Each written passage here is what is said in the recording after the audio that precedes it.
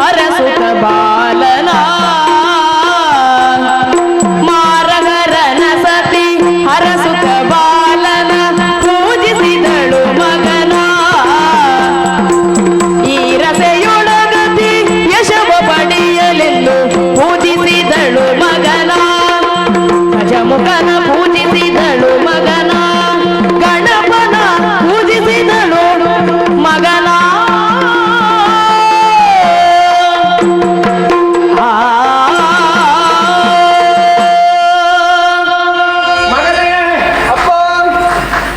ಸಂತೃಪ್ತಿ ಆಯ್ತು ಕಂದ. ಯಾಕೆ ಹೇಳಿದ್ರೆ ಲೋಕದಲ್ಲಿ ಯಾರ ಜೀವನದಲ್ಲಿ ಇಂತಹದ್ದೊಂದು ನಡೆಯಲಿಲ್ಲ. ಇಲ್ಲ, ಅಂತಹ ಒಂದು ಗಳಿಗೆ ಅಂತಹ ಒಂದು ಸನ್ನಿವೇಶ ಎನ್ನುವುದು ನಿನ್ನ ಹುಟ್ಟಿನಿಂದಲೇ ಪ್ರಾರಂಭ ಆಗಿದೆ.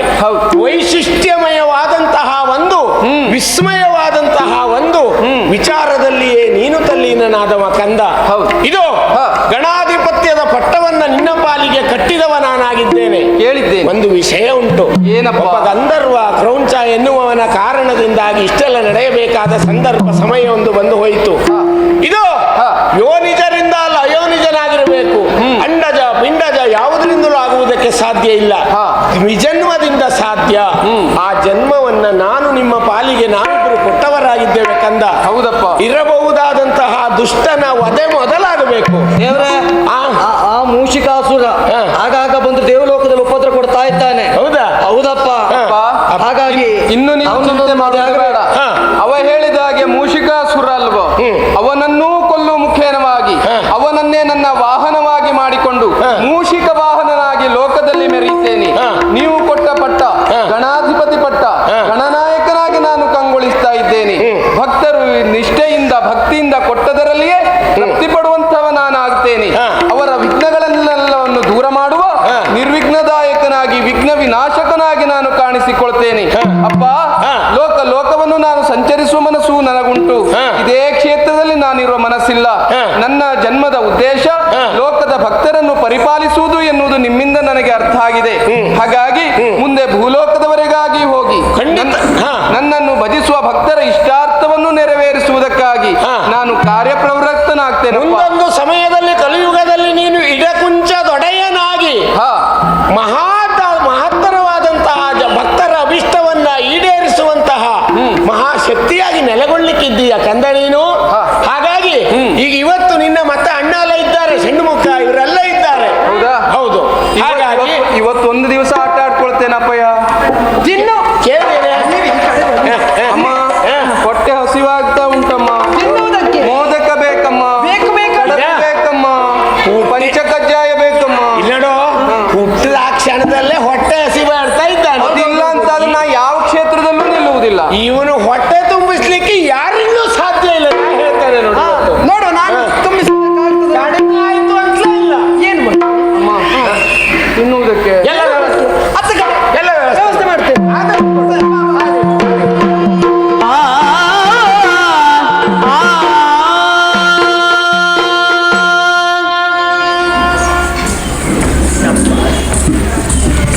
ಎಲ್ಲರಿಗೂ ನಮಸ್ಕಾರ.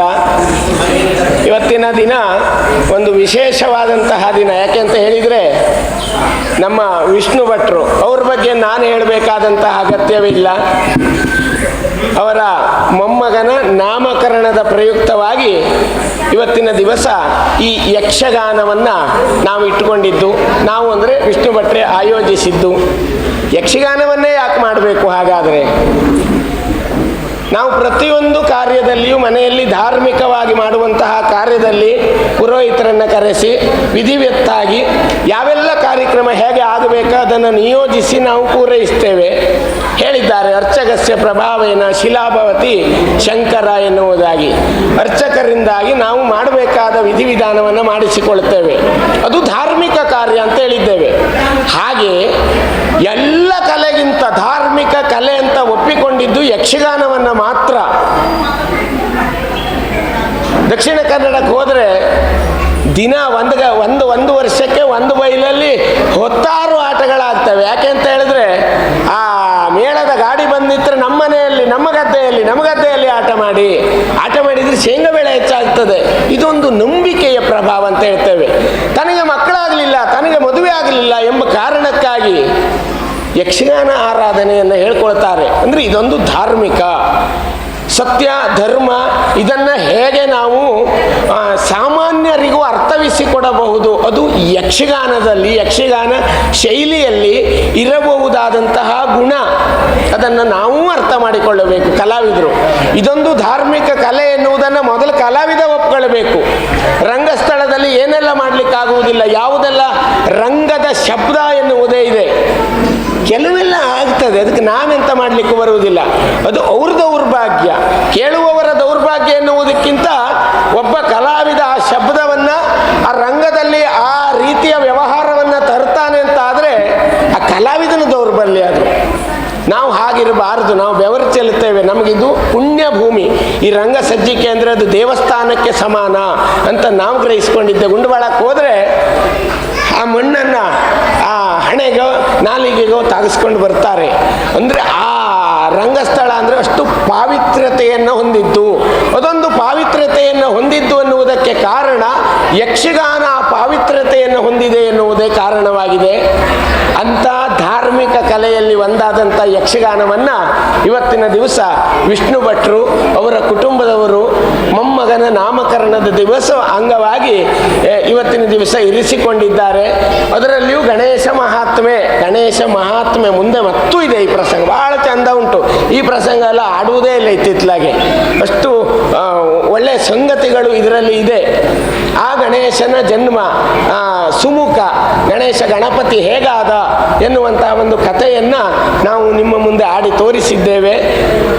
ಹುಟ್ಟಿದ ಮಗುವಿಗೆ ಅಂದರೆ ವಿಷ್ಣು ಭಟ್ರ ಮೊಮ್ಮಗನಿಗೆ ಆರೋಗ್ಯ, ಆಯುಷ್ಯ, ವಿದ್ಯಾ, ಬುದ್ಧಿ, ಯಾಕೆಂದರೆ ಸಿದ್ಧಿ ಬುದ್ಧಿಗಳೊಡೆಯ ಗಣೇಶ, ಅವನ ಆರಾಧನೆಯನ್ನು ಇದು ರಂಗದಲ್ಲಿ ಆಗುವಂತಹ ಪ್ರಕ್ರಿಯೆ ಅಲ್ಲ. ನಾವು ವೇಷಧಾರಿಗಳಿರುವಾಗ ಬೇರೆ ಯಾರೋ ಬಂದು ಆರತಿ ಬೆಳಗುವುದು ಕ್ರಮ ಇಲ್ಲ, ನಾವು ಮಾಡಿಸಿದ್ದೇನೆ ಇವತ್ತು. ಯಾಕೆ ಅಂತ ಹೇಳಿದರೆ ಅವರು ನಂಬಿದ ದೇವರು ಮಹಾಗಣಪತಿ, ನಿತ್ಯವೂ ಅರ್ಚಿಸುವ ದೇವರು ಮಹಾಗಣಪತಿ, ಅವರ ಮನೆಯಲ್ಲಿ ನೆಲೆಸಿರುವ ಮಹಾಗಣಪತಿ, ಅವರು ಬೇರೆ ಆಗುವುದಕ್ಕೆ ಸಾಧ್ಯ ಇಲ್ಲ.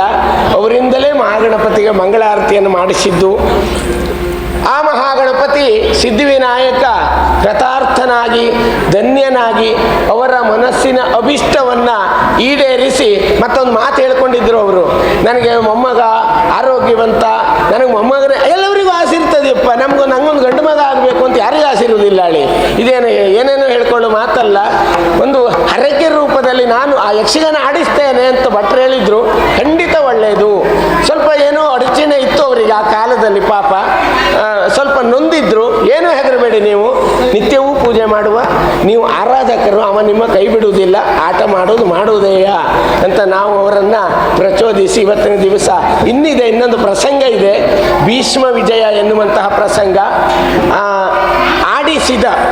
ಆಡಿದ ಕಿವಿಗೊಟ್ಟು ಕೇಳಿದ ಮನನ ಮಾಡಿಕೊಂಡ ಎಲ್ಲರಿಗೂ ಆ ವಿಘ್ನ ನಿವಾರಕ ಮೊದಲನೇ ಪೂಜೆಯನ್ನು ಕೈಗೊಳ್ಳುವ ವಿಘ್ನೇಶ್ವರ, ಅದರಲ್ಲಿಯೂ ನಮ್ಮ ಯಕ್ಷಗಾನದ ಅಧಿದೇವ ಮಹಾಗಣಪತಿ ಸಂಪ್ರೀತನಾಗಿ ಎಲ್ಲರಿಗೂ ಆಯುಷ್ಯ, ಆನಂದ, ಆಯುರಾರೋಗ್ಯ, ಭಾಗ್ಯ, ಐಶ್ವರ್ಯ, ಸಂಪತ್ತು, ಇದೆಲ್ಲದಕ್ಕಿಂತ ಮೊದಲು ಬೇಕಾದದ್ದು ಮಾನಸಿಕವಾದ ನೆಮ್ಮದಿ. ದೇವರೆಲ್ಲ ಕೊಡ್ತಾನೆ, ನಮ್ಮ ನೆಮ್ಮದಿಯನ್ನು ಕಿತ್ಕೊಂಡು ಬಿಡ್ತಾನೆ.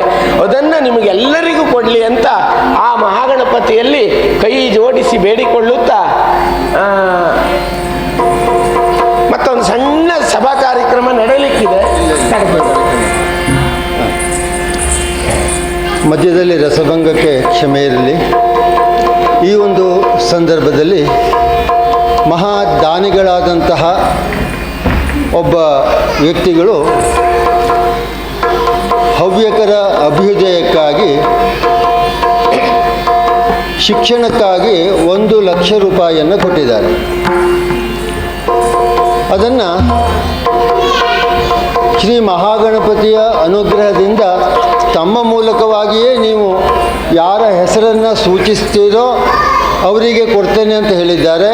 ಮತ್ತು ಅವರು ಏನು ಹೇಳಿದ್ದಾರೆ ಅಂದರೆ, ತನ್ನ ಹೆಸರನ್ನು ಮಾತ್ರ ನೀವು ಯಾವುದೇ ಕಾರಣಕ್ಕೆ ಪ್ರಕಟಿಸಿಕೊಳ್ಳಬಾರದು, ಗುಪ್ತವಾಗಿ ನಾನು ದಾನ ಮಾಡ್ತಾ ಇದ್ದೇನೆ ಅಂತಹ ಅವರಿಗೆ ಅವರ ಅಭೀಷ್ಟದಂತೆ ಇವತ್ತು ಆ ಮಹಾಗಣಪತಿ ನನಗೆ ಸೂಚನೆ ಮಾಡಿದಂಥದ್ದು, ನಮ್ಮಲ್ಲಿಯೇ ಕಾರ್ಯವನ್ನು ನಿರ್ವಹಿಸ್ತಾ ಇರುವಂತಹ ಕೋಟ ಗಣೇಶ್ ಯಾಜಿಯವರ ಮಗ.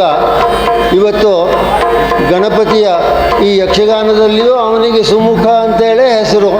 ಇವನ ಹೆಸರು ಸುಮುಖನೇ ಆದದ್ದರಿಂದ ಸುಮುಖನಾಗಿಯೇ ಉಳಿಯಲಿ ಹೇಳುವ ಉದ್ದೇಶಕ್ಕಾಗಿ ಅವರನ್ನು ವೇದಿಕೆ ಮೇಲೆ ಕರೆದು ಗೌರವಿಸ್ತಾ ಇದ್ದೇನೆ.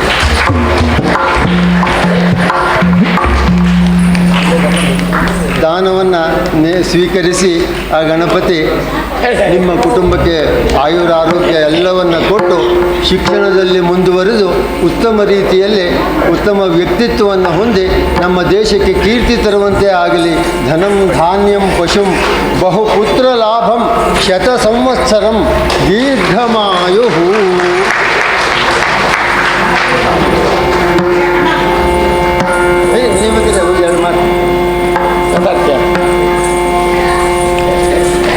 ಗುಂಜಾನನ ಪುರಾಧೀಶಂ ನೋದರೋರಗ ಬಂಧನಂ ದ್ವಿಭುಜಂ ವಿರದೋತ್ತಿಷ್ಠನ್ ಗಜಾನನಂ ಮಹಂಭಜೆ. ಶ್ರೀ ಮಹಾಗಣಪತಿ ದೇವರ ಪಾದಪದ್ಮಗಳಿಗೆ ನಮಸ್ಕಾರವನ್ನು ಮಾಡುತ್ತಾ ಸಭೆಯಲ್ಲಿ ನೆರೆದಿದ್ದಂತಹ ಸರ್ವ ಗುರು ಹಿರಿಯರಿಗೆ ನಮಸ್ಕರಿಸಿ ಈ ಕ್ಷಣದಲ್ಲಿ ನನ್ನ ಒಂದೆರಡು ನುಡಿಗಳನ್ನು ಆಡಬಯಸುತ್ತೇನೆ.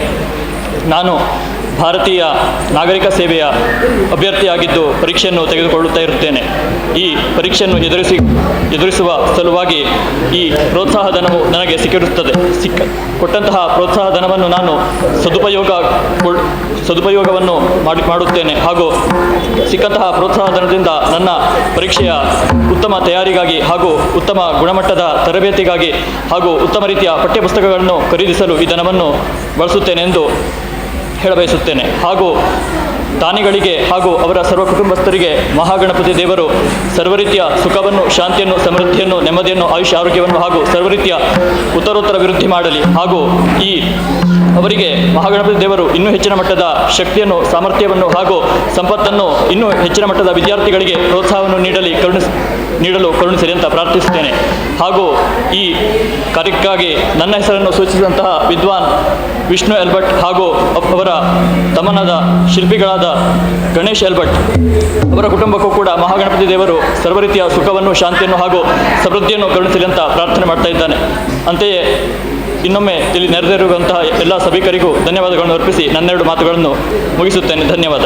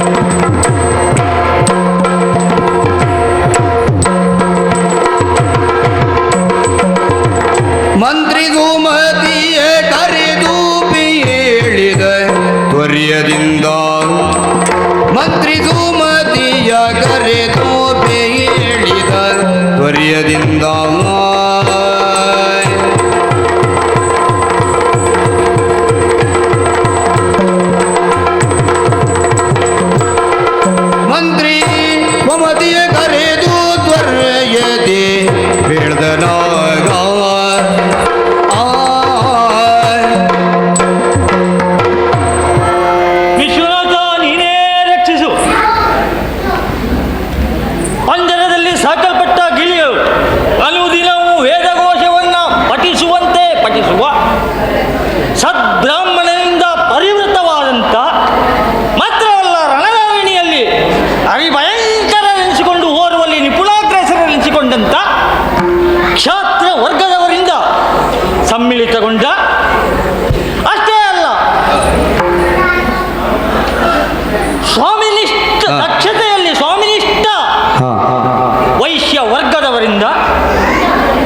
ಅಷ್ಟಲ್ಲದೆ ಸ್ವಾಮಿ ನಿಷ್ಠೆಯಿಂದ ಪ್ರಾಮಾಣಿಕವಾಗಿ ಕೆಲಸ ಮಾಡಬಲ್ಲಂಥ ಶೂದ್ರ ವರ್ಗಗಳಿಂದ ಸಮ್ಮಿಳಿತಗೊಂಡ ಸುಂದರ ಮಂದಿರಗಳ ನಾಡು ಈ ಕಾಶಿ. ಬಹುಕೋಟಿ ಜನರಿಗೆ ಜೀವನದಲ್ಲಿ ಮಹದಾಸೆ ಒಂದು ಇರ್ತದೆ. ನಮ್ಮ ಜೀವನದಲ್ಲಿ ಒಮ್ಮೆಯಾದರೂ ಕಾಶಿ ವಿಶ್ವನಾಥನ ದರ್ಶನವನ್ನು ಮಾಡಬೇಕು ಎನ್ನುವಂಥ ಹೆಬ್ಬಯಕೆ ಅವರ ಆಂತರ್ಯದಲ್ಲಿ ಇರ್ತದೆ. ಆದರೆ ಸಂತೋಷ ಏನು ಅಂತ ಕೇಳಿದರೆ ನಮಗೆ ಆ ಆಸೆ ಪ್ರತಿದಿನವೂ ಬಂದು ಒದಗಿದೆ.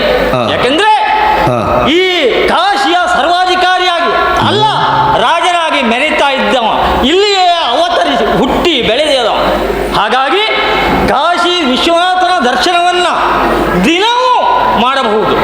ಗಂಗೆಯಲ್ಲಿ ದಿನವೂ ಸ್ನಾನವನ್ನು ಮಾಡಬಹುದು.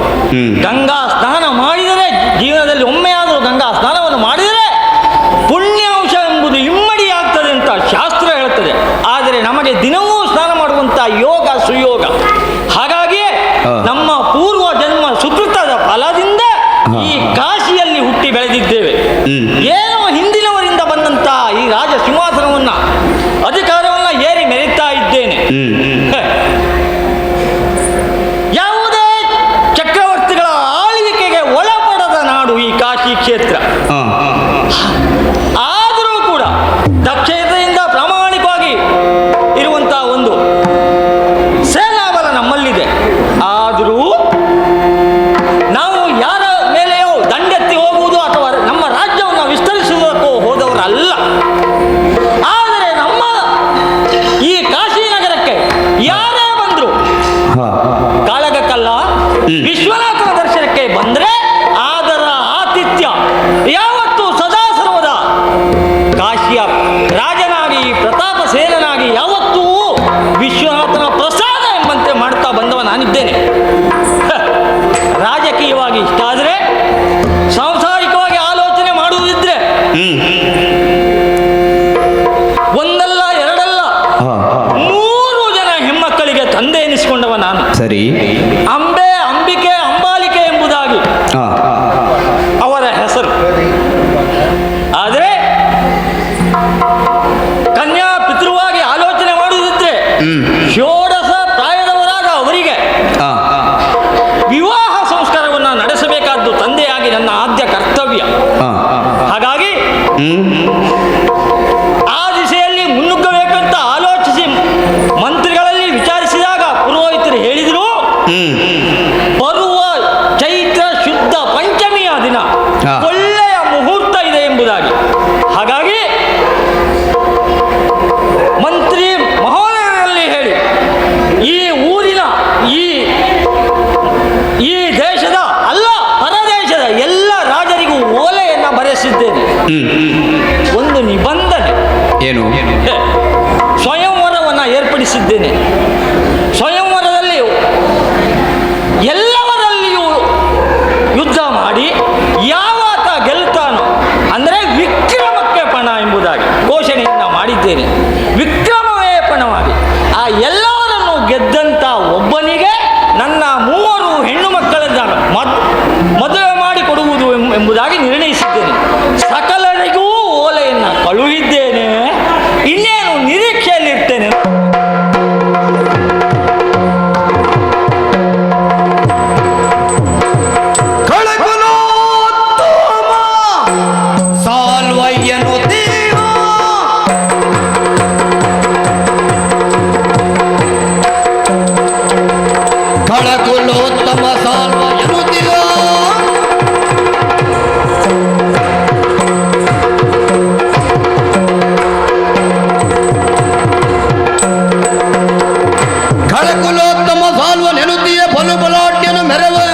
ಬಲುಬಲಾಢ್ಯನು ಮೆರವ ಜಗದಲ್ಲಿ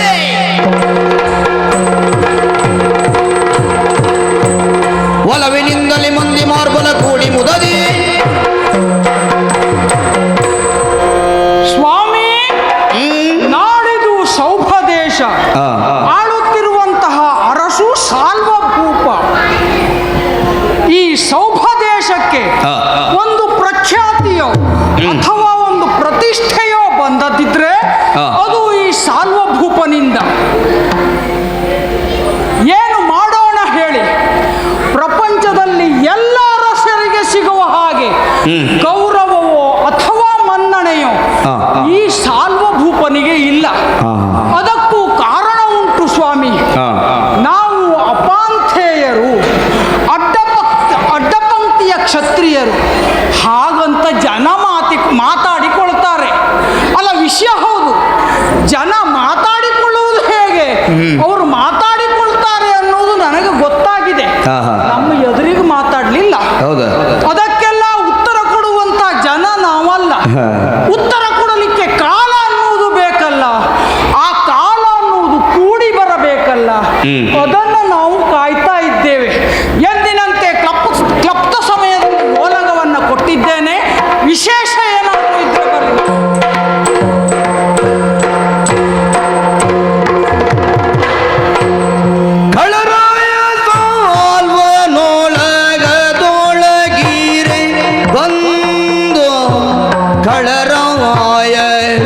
ಸಾಲ್ವನೋಲಗದೊಳಗೀರೆ ಬಂದು ಇಳೆಗೆ ಬಾಗುತ್ತ ನಿಂದು ಬೇಡ್ದ, ಇಳೆಗೆ ಬಾಗುತ್ತ ನಿಂದು ಬೇಡ್ದ ಬೇಡ್ದ. ನಮೋ ನಮ. ಯಾರಮ್ಮ ನೀನು? ನಾನು ನಿಮ್ಮವಳು. ಹಾಗಂದ್ರೆ ಏನರ್ಥ? ಅಂದ್ರೆ ನನ್ನನ್ನು ಇಟ್ಕೊಂಡಿದ್ದೀರಿ ನೀವು ಅಂತ ಹೇಳಿ. ಯಾರು ನಾನು? ನಿನ್ನ ತಲೆ ತೆಗಿತೇನೆ. ಯಾರು ಹೇಳಿದ್ದು ಹಾಗೆ? ಹಾಗಲ್ಲ. ಯಾರು ನೀನು? ನಿಜ ಹೇಳು. ಗಂಡ ಸತ್ತ ಸಂದರ್ಭದಲ್ಲಿ ನಮ್ಮ ಮನೆಯವರೆಗಾಗಿ ಬಂದವರು ನೀವು. ಬಂದದ್ದು ಮಾತ್ರ ಅಲ್ಲ, ಗಂಡ ಸತ್ತ ಅಂತ ತಲೆಬಿಸಿ ಮಾಡುವುದು ಬೇಡ, ನಾನಿದ್ದೇನೆ ಅಂತ ಭರವಸೆ. ಅಂದ್ರೆ ವಿಳಾಸ ಬೇಕಾ ನಿಮಗೆ? ಬಿಡಿಸ್ಲಾ? ಇನ್ನು ಒಂದು ಮಾತಾಡಿದ್ರೆ ನಿನ್ನ ನಾಲ್ಗೆ ಸೀಳು. ಏ ಪುಣ್ಯಾತ್ಮ ನೀನ? ಹಾಗೆ ಥು! ಇದು ಇದು ಏನು ಮಹಾರಾಯ? ಯಾವುದು? ಯಾಕೆ ಈ ಪರಿಸ್ಥಿತಿ ಬಂತು ನಿನಗೆ? ಅಂದ್ರೆ ವೇಷ ಮಾಡ್ಕೊಂಡಿದ್ದ. ಅದು ಇದು ಯಾವ ಸ್ತ್ರೀ ವೇಷ ಯಾಕೆ ಅಂತ? ವೇಷ ಮಾಡ್ಕೊಂಡಿದ್ದಲ್ಲ, ವೇಷ ಆಗಿ ಹೋದದ್ದು. ಆಗಿ ಹೋದದ್ದು ಅದು ಯಾಕೆ? ಅಂದ್ರೆ ನಿಮ್ಮಪ್ಪಣೆಯನ್ನು ಶಿರಸಿಯಲ್ಲಿ ಹೊತ್ತಂತ ನಾನು. ಏ ಪುಣ್ಯಾತ್ಮ, ನಾಲ್ಗೆ ಸರಿ ಹೊರಳಿಸು. ಹೇಗೆ? ಶಿರ್ಸಿ ಅಲ್ಲ, ಶಿರಸ್ಸಿನಲ್ಲಿ ಹೊತ್ತಂತ ನಾನು. ಹಾ. ಯಲ್ಲಾಪುರ ಸುತ್ತಾಕಿ. ಸರಿ, ಯಲ್ಲಾಪುರವನ್ನ ಸುತ್ತಿ ನಿಮ್ಮ ಬಗ್ಗೆ ಪ್ರಚಾರ ಹೇಗುಂಟು ಅಂತ ಕೇಳುವುದಕ್ಕಾಗಿ. ಜನ ಏನು ಮಾತಾಡ್ಕೊಳ್ತಾರೆ? ಅಯ್ಯ ಹೇಗುಂಟಾ? ಯಾ. ಹೇಗುಂಟ? ಕಳಿಂಗಕ್ಕೆ ಹೋದೆ. ಕಳಿಂಗದ ಹೆಬ್ಬಾಗಿಲಿನಲ್ಲಿ ಆಳೆತ್ತರದ ನಿಮ್ಮ ಚಿನ್ನದ ಪ್ರತಿಮೆ, ಕಿವಿ ಬಣ್ಣ ಒಂದು ಬದಲಾಗಿತ್ತು. ಆಮೇಲೆ ಕುತ್ತಿಗೆಯನ್ನು ನೋಡಿದೆ, ಗಂಧದ ಹಾರ ಹಾಕಿದ್ದಾರೆ.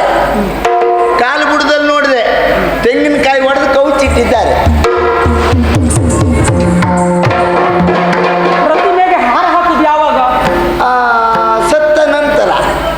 ಮತ್ತೆ ನನ್ನ ಮುಂದೆಲ್ಲ ಬಂದು ಹೇಳಿದ್ದೀನಿ, ನಾನು ಜೀವಂತ ಇದ್ದೇನಲ್ಲ. ಅಲ್ಲೇ ಜೀವಂತಿದ್ದಾಗೆ ಹಾರ ಹಾಕಿದ್ರು ಅಂತ ಆದ್ರೆ ಅದು ಸನ್ಮಾನ ಮಾಡ್ಲಿಕ್ಕೆ ಮಾತ್ರ. ಕೇಳಿದೆ ನಾನು ಅವರಲ್ಲಿ. ಸನ್ಮಾನ ತಡ ಉಂಟು ಇವತ್ತು, ಅಷ್ಟು ಗೊತ್ತಿಲ್ಲ ನಿಮ್ಗೆ? ಅದಲ್ಲ, ಹಾ. ಆಳೆತ್ತರದ ಪ್ರತಿಮೆಗೆ ದಿನ ದಿನ ಹೂವಿನ ಹಾರ ಬದಲಾಯಿಸುವುದಕ್ಕಾಗುವುದಿಲ್ಲ ಅಂತ ಗಂಧದ ಹಾರ ಹಾಕಿದ್ದು. ಹೌದೌದು. ಕಾಲು ಬುಡದಲ್ಲಿ ಕಾಯಿ ಹೊಡೆದು ಕೌಚಿಟ್ಟಿದ್ದು ಯಾಕೆ? ಯಾಕೆ? ಸಾಲ್ವ ಭೂಪತಿ ಅಂತ ಹೇಳಿದ್ರೆ ನಮಗೆ ಮುಕ್ಕಣ್ಣನಿಗೆ ಸಮಾನ. ಮೂರು ಕಣ್ಣಿರುವುದು ಪರಮೇಶ್ವರನಿಗೆ ಬಿಟ್ಟರೆ ತೆಂಗಿನಕಾಯಿಗೆ ಅಲ್ವಾ? ಅಲ್ವಾ? ಅದು ಗೊತ್ತಾಗ್ಲಿ ಅಂತ ಕೌಚಿ ಹಾಕಿ. ದೇವರಿಗೆ ಸಮಾನ ಸಾಲ್ವ ಭೂಪ ಅಂದ್ರೆ. ಹೌದಪ್ಪ. ಹೇಗೆ? ಅಲ್ಲಿಂದ ವಂಗಕ್ಕೆ ಹೋದೆ.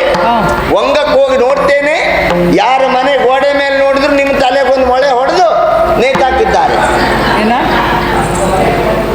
ಯಾರ ಮನೆ ಗೋಡೆ ನೋಡಿದ್ರು ನೀವೇ ನೇತಾಡ್ತಾ ಇದ್ದೀರಿ. ಎಲ್ಲರ ಮನೆಯಲ್ಲೂ ನಾನೇ ನೇತಾಡುದ? ನಿಮ್ಮ ಭಾವಚಿತ್ರಕ್ಕೆ ಮೊಳೆ ಹೊಡೆದು.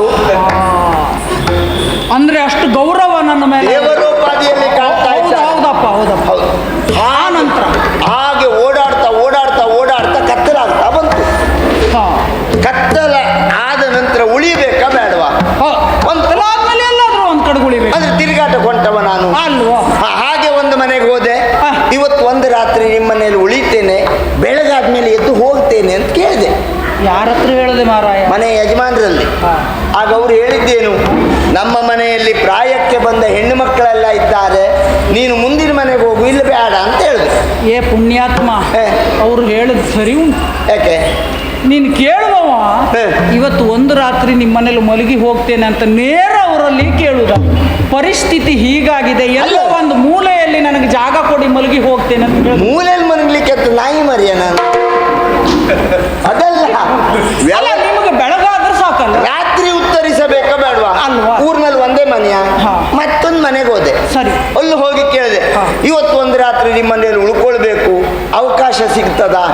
ಆಗ ಅವ ಹೇಳಿದ್ದೇನು, ನಮ್ಮ ಮನೆಯಲ್ಲಿ ಹೆಂಗಸರ ಮಕ್ಕಳೆಲ್ಲ ಇದ್ದಾರೆ, ಬೇಡ ಮುಂದಿನ ಮನೆಗೆ ಹೋಗು. ನನಗೆ ಕತ್ತಲಾಗ್ತಾ ಬಂತು, ಇನ್ನು ಏನು ಮಾಡಬೇಕು ಅಂತ ಗೊತ್ತಾಗ್ಲಿಲ್ಲ. ಮುಂದಿನ ಮನೆಗೆ ಹೋದವ ಕೇಳಿದೆ, ನಿಮ್ಮ ಮನೆಯಲ್ಲಿ ಹೆಂಗಸರ ಮಕ್ಕಳೆಲ್ಲ ಇದ್ದಾರ ಕೇಳಿದೆ. ಹೌದು ಅಂತ. ಯಾಕೆ ಕೇಳ್ದ? ಇವತ್ತು ಒಂದು ರಾತ್ರಿ ಉಳಿಬೇಕಿತ್ತು ಅಂತ. ಅಲ್ಲಿಂದ ನನ್ನ ಒಟ್ಟಿಸ್ಕೊಂಡು ಬಂದದ್ದು ಅಂತ ಹೇಳಿದ್ರೆ ಮತ್ತೆ ಮೊದ್ಲೇ ಕೇಳ್ದೆ ಅಲ್ಲ ನೀನ್ ನಾಯಿ ಮರಿ ಅಂತ, ಅವ ಹಾಗೆ ಅಂದ್ಕೊಂಡ. ಹಾಗಲ್ಲ, ಅಲ್ಲಿಂದ ನನ್ನನ್ನ ಒಬ್ಬವಲ್ಲ ಇಡೀ ಊರ್ನವ್ರು ಸೇರಿ ಒಟ್ಟಿಸ್ಕೊಂಡು ಬಂದ್ರು. ಸರಿ, ಓಡದೆ ಜೀವನದಲ್ಲಿ ಓಡಿದವನೇ ಅಲ್ಲ ನಾನು, ಆದ್ರೂ ಓಡಿದ್ದು ಅಂತ ಹೇಳಿದ್ರೆ ಅಷ್ಟಿಷ್ಟ ಅಲ್ಲ. ಓಟಕ್ಕೆ ವೀರ.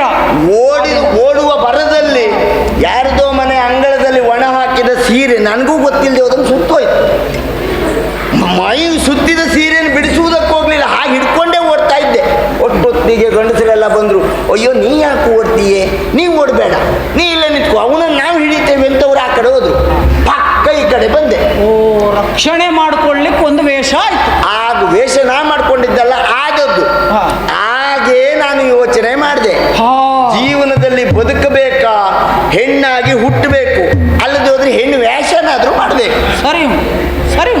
ಹಾಗೆ ಎಲ್ಲ ಕಡೆ ಸುತ್ತಾಟಿದ ನಾನು ನೇರ ಕಾಶಿಗೆ ಹೋದೆ. ಏನಾಯ್ತು? ತೊರೆಯ ಪ್ರತಾಪದೇನೋಕ್ಯ ಎಂಬವನಿಗೆ, ತೊರೆಯ ಪ್ರತಾಪದೇನಾಕ್ಯನೆಂಬವನಿಗೆ ಪರಮ ರೂಪದ ಸುಂದರಿಯರು, ಪರಮ ರೂಪದ ಸುಂದರಿಯರು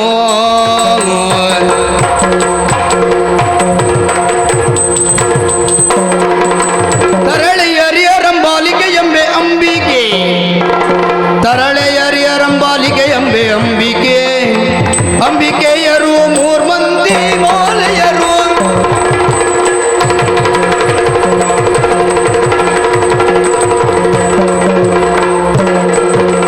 ದೊರೆಯ ಪ್ರತಾಪದಿನಾಕ್ಯನಿಗೆಂಬವಗೆ ಪರಮ ರೂಪದ ಸುಂದರಿಯರು, ಪರಮ ರೂಪದ ಸುಂದರಿಯರು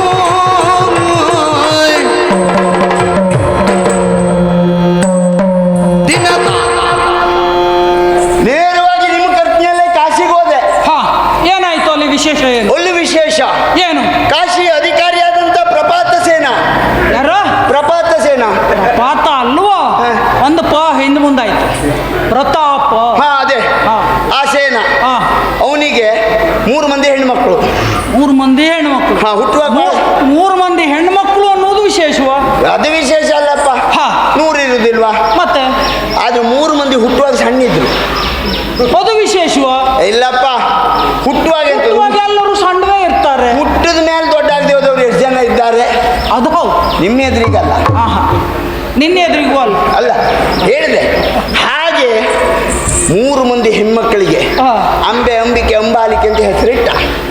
ಅಂಬೆ, ಅಂಬಿಕೆ, ಅಂಬಾಲಿಕೆ. ಅದೇನು ವಿಶೇಷ? ಅದು ವಿಶೇಷ ಅಲ್ಲ. ಹುಟ್ಟಿದ ಮೇಲೆ ಹೆಸರಿಡಿದೆ ಮತ್ತೆ ಯಾರಿಗಿರ್ತಾರೆ? ಹೌದು. ಆಮೇಲೆ ಬೆಳೆದು ಬೆಳೆದು ಬೆಳೆದು ಬೆಳೆದು ಎದೆ ಎತ್ತರಕ್ಕೆ ಬೆಳೆದು ನಿಂತಿದ್ದಾರೆ. ಅದು ಅಲ್ಲ, ಷೋಡಶಿಹಿ ಪ್ರಾಯ. ಎಂತ? ಷೋಡಶಿಹಿ ಪ್ರಾಯ. ಷೋಡಶ ಅಂದ್ರೆ 16 ವರ್ಷ. ಅಂದ್ರೆ ಮದುವೆಗೆ ಸರಿಯಾದ ವಯಸ್ಸು ಅಂತ. 16 ವರ್ಷ ಷೋಡಶ ಪ್ರಾಯ ಅವ್ರಿಗೆ. ಆ ಷೋಡಶ ಎಲ್ಲ ಹೇಳ್ಬೇಡ ಮರಯ್ಯ, ನಾಲ್ಗೆ ಹೊರದಿದ್ದವರೆಲ್ಲ ಕಷ್ಟದ ಪದಗಳನ್ನು ಹೇಳ್ಬಾರ್ದು. ವಿಷ್ಣು ಭಟ್ರ ಹತ್ರ ಕೇಳ್ಕ ಬತ್ತೆ, ಅವರೇ ಹೇಳ್ಕಳ್ಸದ್ದ. ಮತ್ತೆ ಇಂಥದ್ದೆಲ್ಲ ಶಬ್ದ ಅವ್ರದೇ. ಹೇಳು. ಹಾಗಾಗಿ ತಪ್ಪಾದ್ರೂ ತೊಂದ್ರೆ ಇಲ್ಲ, ಹೇಳು. ಹಾಗಲ್ಲ, ಅವರಿಗೆ ಮದುವೆ ಪ್ರಾಯ. ಮದುವೆ ಪ್ರಾಯ ಬಂದು ಅವರಿಗೆ ಮದುವೆ ಮಾಡಬೇಕಾದವನ ಕರ್ತವ್ಯ ಹೌದಾ ಅಲ್ವಾ? ಹಾಗಂತ ಯಾರ್ಯಾರಿಗೋ ಕೊಟ್ಟು ಮದುವೆ ಮಾಡ್ಲಿಕ್ಕೆ ಆಗುದಿಲ್ಲ. ಯಾರು ಎಲ್ಲರನ್ನ ಗೆಲ್ತಾನ ಅವನೊಬ್ಬನಿಗೆ 3 ಕೊಟ್ಟು ಮದುವೆ. ಓಹೋ, ಅಂದ್ರೆ ಯಾರು ಎಲ್ಲರನ್ನೂ ಗೆಲ್ತಾನೋ ಅನ್ನುವಾಗ ಒಂದು ಸ್ವಯಂವರ ಏರ್ಪಡಿಸಿದ. ಇಕ್ರಪ್ಪಣ್ಣ ಸ್ವಯಂವರ. ಯಾವಣ್ಣವ? ವಿಕ್ರಪಣ. ಅವ ಅಲ್ವ? ಹೇ, ಅವ ಯಾವ ವಿಕ್ರಪ್ಪನೂ ಅಲ್ಲ, ಹೇ. ವಿಕ್ರಮವೇ ಪಣ. ತಗೊಳ್ಳಿ. ಅವನೇ ಆ ಸ್ವಯಂವರ ಹಾಗೆ ನಾನು ಕುಳಿತಾಗ ಆ ಕಡೆಯಿಂದ ಬಂದ್ರು, ಈ ಕಡೆಯಿಂದ ಬಂದ್ರು, ದೇಶಾಧಿಪಾಲಕರು ಎಲ್ಲ ಬಂದು ಸೇರ್ತಾ ಇದ್ದಾರೆ. ಹಾಗೂ ಕತ್ತೆತ್ತಿ ಕರಳಿಸಿ ನೋಡಿದೆ, ಎಲ್ಲೂ ನಿಮ್ಮ ದೊಡ್ಡ ಮುಂಡಾಸ್ ಕಾಣಲಿಲ್ಲ. ಇನ್ನೂ ಇಲ್ಲೇ ಕುಳಿತೆ ಅಂತ ಆದ್ರೆ ಸ್ವಲ್ಪ ತಡ ಆಯ್ತು ಅಂದ್ಕೊಂಡೇನು? ತಾಡ ಆಗದಲ್ಲ, ಇನ್ನೂ ಇಲ್ಲೇ ಕುಳಿತೆ ಅಂತ ಆದ್ರೆ ನಿಮಗ್ ಮದುವೆ ಇಲ್ಲದೆ ಹೋಗ್ತದೆ. ಅಂದ್ರೆ ಅವರು ಮದುವೆ, ಅವ್ರನ್ನ ಮದುವೆ ಆಗ್ಲಿಕ್ಕೆ ಆಗುದಿಲ್ಲ. ಅದಕ್ಕೆ ಹಾಗಾಗಿ ಅಲ್ಲಿಂದ ಓಡೋಡಿ ಬಂದೆ. ಆ 3 ಮಂದಿ ಹೆಣ್ಮಕ್ಕಳು ಮಯೂರಿ ಮಯೂರಿ ಅಂತಿದ್ದವರು ಹಾಗೆ ಮೈ ಉರ್ಕೊಂಡವರಲ್ಲ. ಆ ಮಯೂರ್ದದ್ ನಂಗೆ ನೀವು ಬರ್ಲಿಲ್ಲ ಅಂತ ಅವರು ಮಯೂರಿ ಅಲ್ಲ, ಅವ್ರನ್ನ ಎಲ್ಲರೂ ಮತ್ತೆ ನಮ್ಮ ಶೌಭ ದೇಶದ ಒಡೆಯನಿಗೆ ತಗೊಂಡೋಗಿ ಕೊಡಬೇಕು ಅಂತ ನಿನಗೆ ಮಯೂರ್ದದ್ದ? ಹಾಗಲ್ಲಪ್ಪ, ಆ 3 ಮಂದಿ ಹೆಣ್ಮಕ್ಕಳನ್ನ ಅಲ್ಲಿವರೆಗಾಗಿ ನೀವು ಬಂದು ಎಲ್ಲರನ್ನು ಗೆದ್ದು ಮದುವೆ ಆದ್ರಿ ಅಂತ ಆದ್ರೆ ಎಲ್ಲರಿಗೂ ನನಗಡ್ಡಿಲ್ಲ. ನಿನಗೆ ಒಂದು ಬಾರಿಸ್ತೇನೆ ನೋಡಿ. ಈಗ ಬಾರಿಸೋದು ನನಗಲ್ಲ, ಅಂದ್ರೆ ನನಗೆ ಹೇಳಿದ್ದಕ್ಕೊಂದು ಸಾರ್ಥಕ ಆಯ್ತು. ಹಾಗೆ ಹಾಗೆ ಮತ್ತು ಅದು ಹಾಗೆಲ್ಲ ಹೇಳುದ ಅಲ್ಲಿವರೆಗಾಗಿ ಬರಬೇಕು, ಅವರನ್ನು ತುಳಿಬೇಕು, 3 ಜನರನ್ನು ಮದುವೆ ಆಗ್ಬೇಕು. ತೂತನೆಂದುದ ಕೇಳುವುದು ತೂತನೆಂದುದ ಕೇಳುವುದು ಸೌಭಾವನೆ ನಾಥನು ಗಟ್ಟಿಸೂತ ಸೌಭಾವನೆ ನಾಥನು ಗಟ್ಟಿಸೂತ ಭೂತುರ ಸಕಲ ರಾಯರ ಕರೆದುದ ಕಾಶಿನಾಥನು ಮರೆತ ಎನ್ನ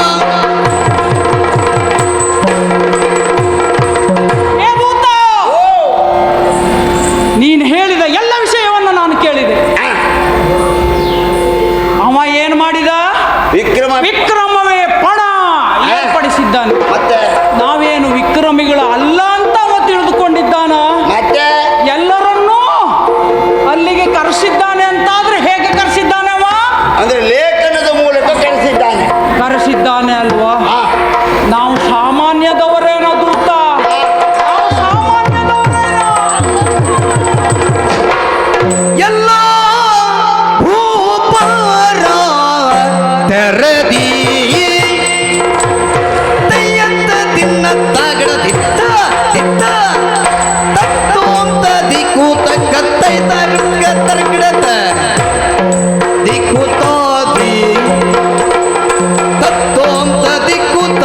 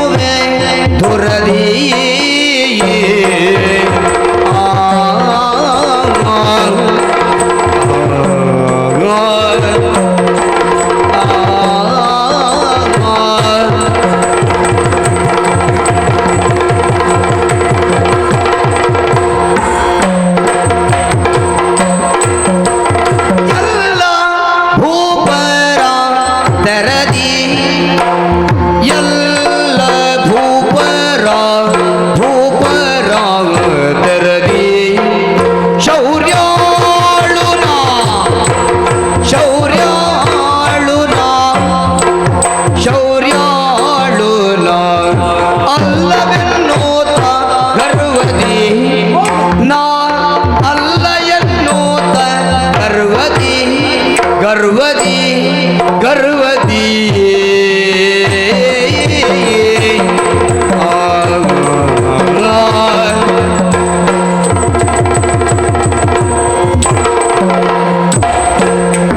ಎಲ್ಲ ಭೂಪರದೆರದಿ ಶೌರ್ಯಾಳು ಅಲ್ಲವೆನ್ನುತ್ತ ಗರ್ವದಿ ಗರ್ವದಿ ಏಗೂತ ಅವ ಏನು ತಿಳಿದುಕೊಂಡಿದ್ದಾನೆ? ಆ ಪ್ರತಾಪ ಸೇನ ಎಲ್ಲರಿಗೂ ಲೇಖನವನ್ನ ಬರೆದು ಅವರನ್ನು ಕರೆಸಿಕೊಂಡಿದ್ದಾನೆ. ಹಾಗಿದ್ರೆ ಈ ಸೌಭದವರಿಗೆ ಸಾಮರ್ಥ್ಯ ಇಲ್ಲ. ಮತ್ತೆ ನೀವು ದೊಡ್ಡ ಸೌದ ಅಲ್ವಂತ ಅನುಮಾನ ಅವನಿಗೆ. ನಿಮಗಿಲ್ಲ, ಅವನಿಗೆ ಉಂಟ ಅನುಮಾನ. ಅಲ್ಲ ಮಾರಾಯ, ನಮ್ಮ ಜೊತೆ ತಿರುಗಾಟಕ್ಕೆ ಹೋಗುವ ನಿನ್ನ ನಾಲಿಗೆ ಕತ್ತರಿಸ್ಕೊಂಡು ಹೋಗ್ಬೇಕು ನಾವು. ಯಾಕೆ ಇಂಥದ್ದೆಲ್ಲ ಅಸಂಬದ್ಧ ಮಾತಾಡುದೆಯಾ ನೀನು? ಇಷ್ಟಕ್ಕೂ ಸಿಕ್ಕುವುದಿಲ್ಲ. ಓಹೋ ಅವ ನಮಗೆ ಲೇಖನವನ್ನು ಬರೆಯಲಿಲ್ಲ. ಬರೆಯುತ್ತಿಲ್ಲ. ನಮಗೆ ಯೋಗ್ಯತೆ ಸಾಮರ್ಥ್ಯ ಯಾವುದಿಲ್ಲ ಅಂತ ಅವ ಅಂದುಕೊಂಡಿದ್ದ. ಮತ್ತೆ ಈ ಸಾಲ್ವ ಏನು ಎಷ್ಟು ಅನ್ನೋದನ್ನ ಅವನಿಗೆ ಗೊತ್ತಾಗುವ ಹಾಗೆ ಮಾಡಬೇಕು. ಅಲ್ಲಿಗೆ ಬರಬೇಕು. ನಾನು ಕಾಯ್ತಾ ಇದ್ದವ ಇಂತಹ ಸಂದರ್ಭವನ್ನೇ. ಈಗ ಹೇಗೆ ರೊಟ್ಟಿ ಜಾರಿ ತುಪ್ಪದಲ್ಲಿ ಬಿತ್ತು ನಾನು. ಮುರಿಯುವುದು ತಿನ್ನುವುದು. ಹೌದು, ಅವನ ಹಲ್ಲು ಮುರಿತೇನೆ. ಕಾಶಿ ಕ್ಷೇತ್ರದ ಸ್ವಯಂವರ ಮಂಟಪಕ್ಕೆ ಹೋಗ್ತೇನೆ. ಅವ ಇನ್ನು ಮೇಲೆ ಕಳಚು ಹಲ್ಲು ಮಾಡ್ಕೊಳ್ಬೇಕು. ಅಲ್ಲಿರುವ ಎಲ್ಲ ಭೂಪರನ್ನ ಹಿಡಿದು ಒಂದು ಕಂಬಕ್ಕೆ ಕಟ್ಟಿ ಹಾಕ್ತೇನೆ. ಆ ಕಾಶಿರಾಜನನ್ನು ಮತ್ತೊಂದು ಕಂಬಕ್ಕೆ ಕಟ್ಟಿ ಹಾಕ್ತೇನೆ. ಅವರೆಲ್ಲರ ಮುಂದೆ ಆ 3 ಜನ ಹೆಣ್ಮಕ್ಳನ್ನ ಎಳ್ಕೊಂಡು ಸೌಭಕ್ಕೆ ಕರೆದು ತರ್ತೇನೆ. ಯಾವ ಮಗ ಏನು ಮಾಡ್ತಾನೆ ನೋಡುವ. ಯಾರಿದ್ದಾರೆ? ಯಾರಿದ್ದಾರೆ ಮತ್ತೆ ನೋಡುವ. ಹೊರಡುವಲ್ಲ ಖಂಡಿತವಾಗಿ ಹೌದು. ನೇರ ಕಾಶಿಗೆ. ನೇರ ಕಾಶಿಗೆ. ತೈತ ತೈತ ತೈತಾಯಿ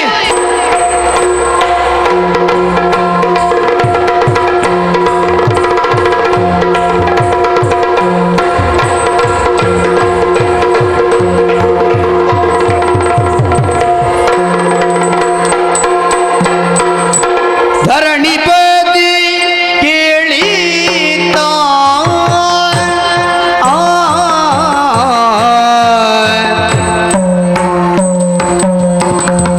ಧರಣಿಪತಿ ಕೇಳಿತ ಕಾಶೀಪುರದಿ ನೃಪದುತೆ ಅಂಬೆಯೊಂದಿನ ಕಾಶೀಪುರದಿ ನೃಪದುತೆ ಅಂಬೆಯೊಂದಿನ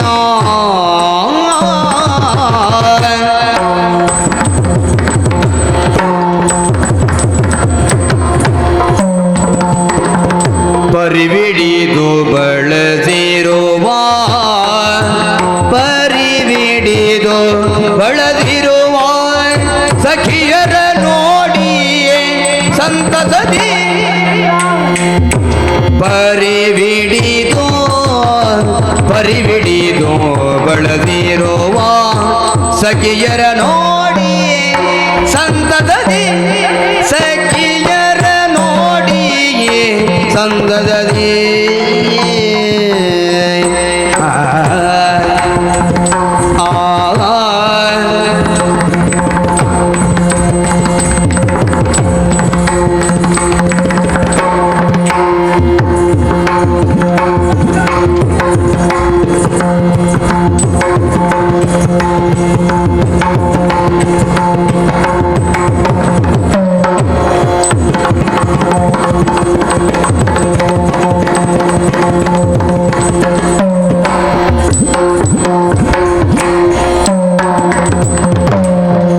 ಪರಿವಿಡಿದು ಬಳದಿರುವ ಸಖಿಯರ ನೋಡಿಯೇ ಸಂತಸದಿ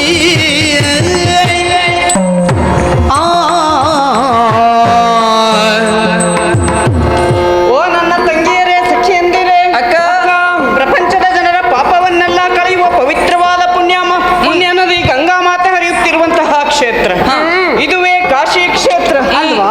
ಕಾಶಿ ಕ್ಷೇತ್ರದ ಅಧಿಪತಿಯಾದಂತಹ ಪ್ರತಾಪ ಸೇನ ನಮ್ಮ ತಂದೆ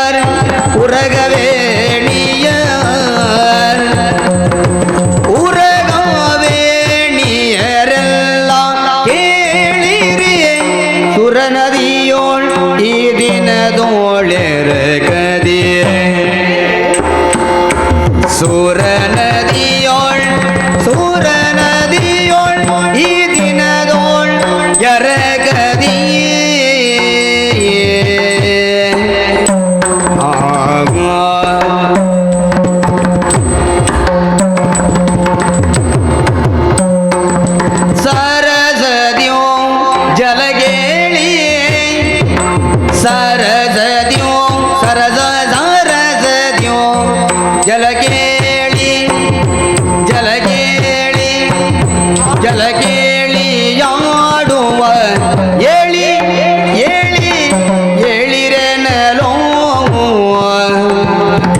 ಸರಸದ್ಯೋ ಜಲಗೇಳಿ ಜಲಗೇಳಿ ಜಲಗೇಳಿಯಾಡಲು ಏಳಿರೆನುದಾ ಏಳಿರೆನುದಾ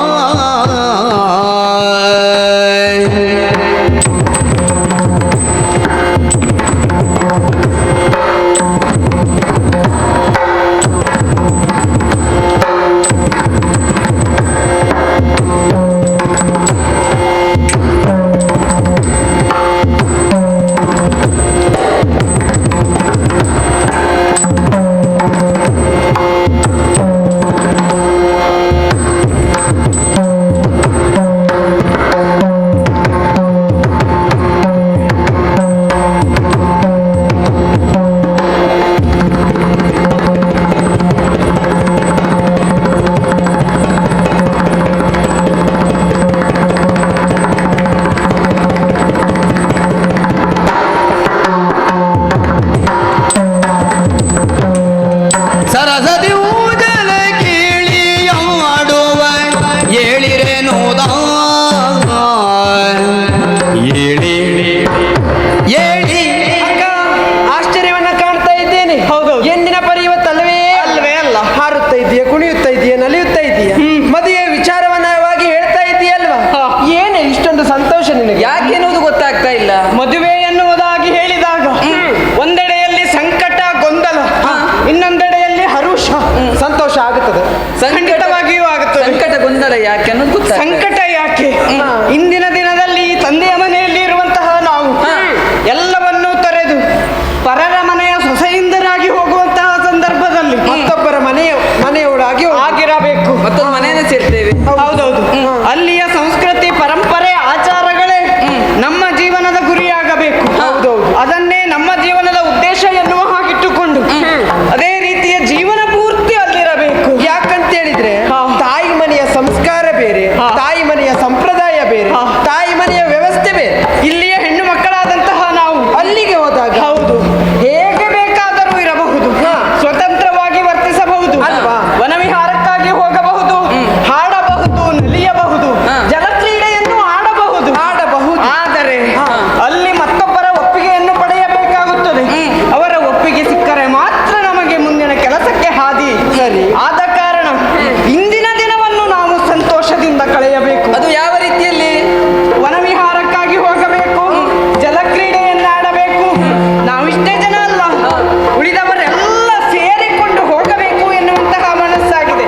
ಬರ್ತೀರೇನೆ ನೀವೆಲ್ಲ? ಬರುವುದ ಕೇಳುವುದೇ ಬೇಡ. ಹೌದಾ?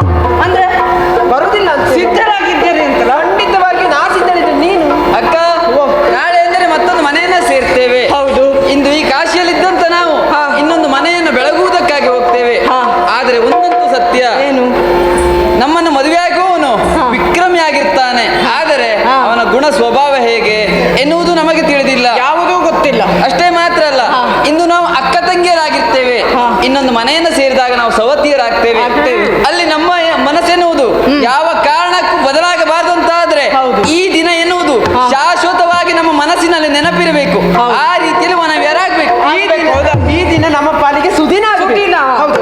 ಸಂತೋಷದ ದಿನವನ್ನು ಆಚರಿಸುವ ಅದು ಸಾಕು. ಅದೀಂ ತದೈ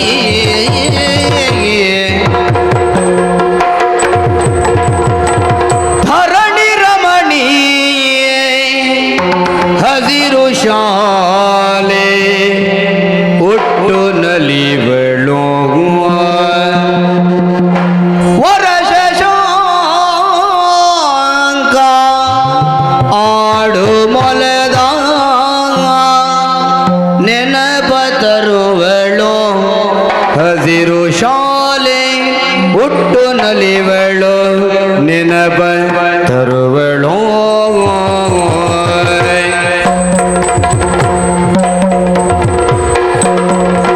ಧರಣಿ ರಮಣಿ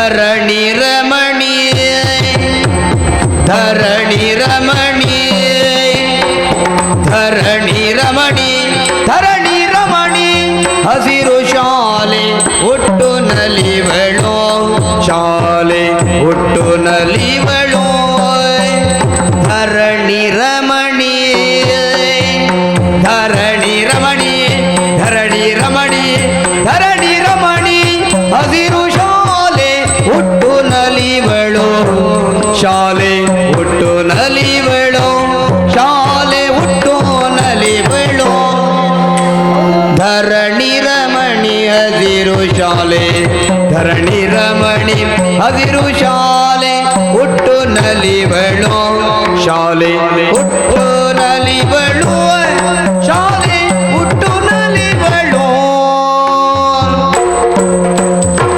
ವರಶ ಶಾಂಗ ನಾಡು ಮೊಲದ ವರಶ ಶಾಂಗ ವರಶ ಶಾಂಗ ಶಶಾಂಗ ವರಶ ಶಾಂಗ ನಾಡು ಮೊಲದ ನೆನಪದರುಗಳು ವರಶ ಶಾಂಗ ವರಶ ಶಾಂಗ ವರಶ ಶಾಂಗ ನಾಡು ಮೊಲದ ನೆನಪದರುಗಳು ವರಶ ಶಾಂಗ ವರಶ ಶಾಂಗ ವರಶ ಶಾಂಗ ನಾಡು ಮೊಲದ ನೆನಪದರುಗಳು ಶಾಲೆ ಹುಟ್ಟು ನಲಿವಳು ತಾ ನೆನಪದರುಗಳು ಧರಣಿ ರಮಣಿ ಹಸಿರು ಶಾಲೆ ಹುಟ್ಟು ನಲಿವಳು ವರಶ ಶಾಂಗ ನಾಡು ಮೊಲದ ನೆನಪದರುಗಳು ವರಶ ಶಾಂಗ ನಾಡು ಮೊಲದ ನೆನಪದರುಗಳು ನೆನಪದರುಗಳು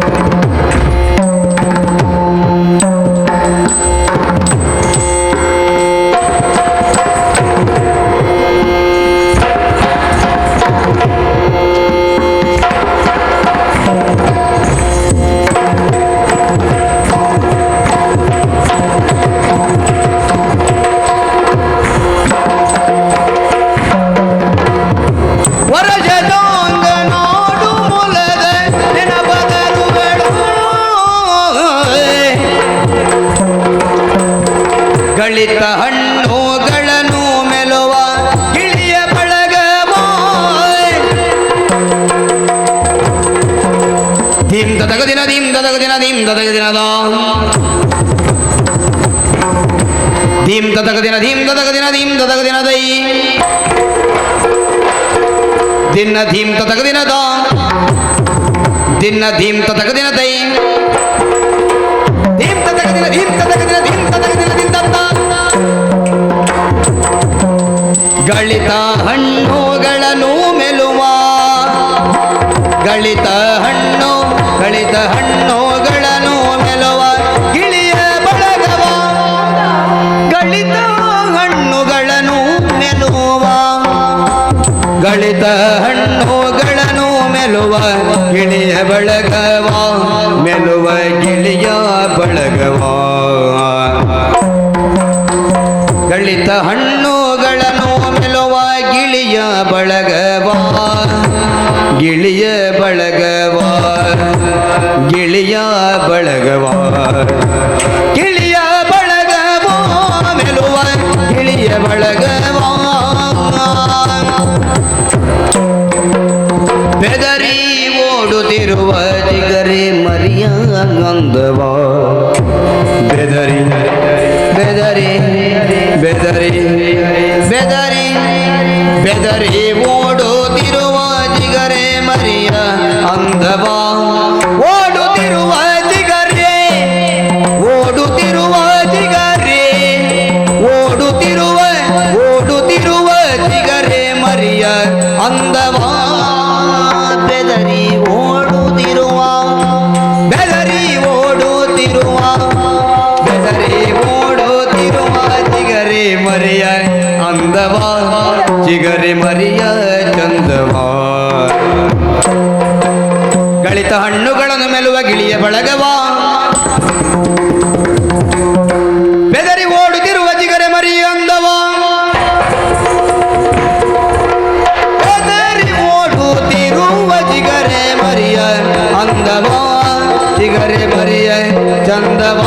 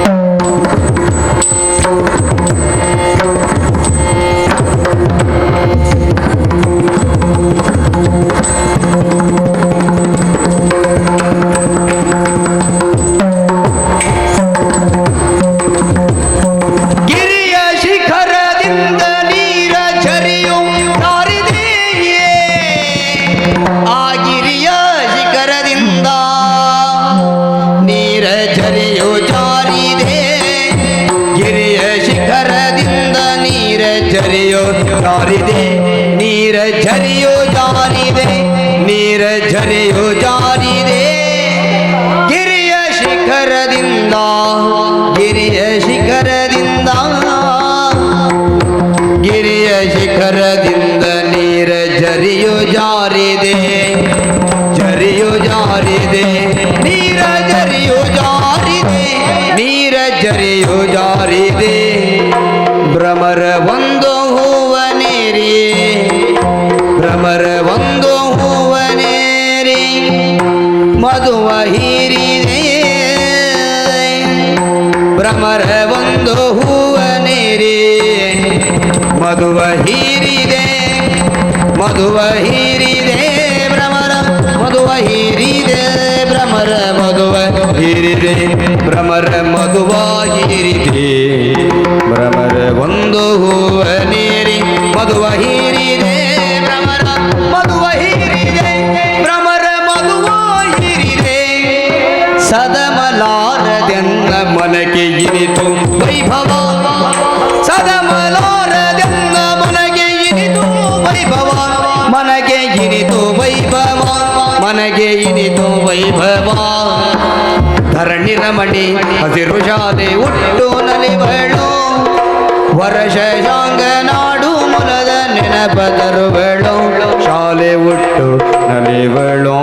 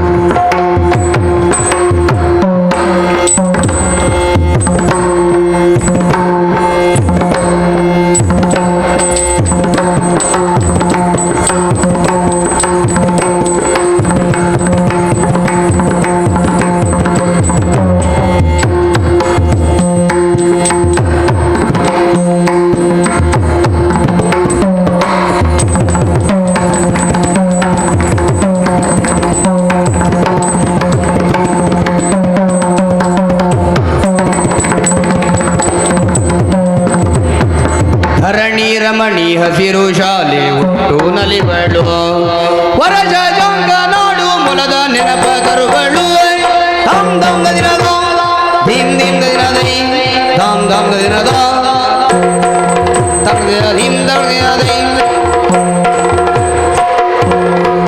ದಿನ ತಾಂದ ದಿನ ದೀಪ್ತ ದಿನದ ದೀಪ್ತ ದಿನ ತಾಂದದಿ ತಾಂದದಿ ತಾಂದದಿ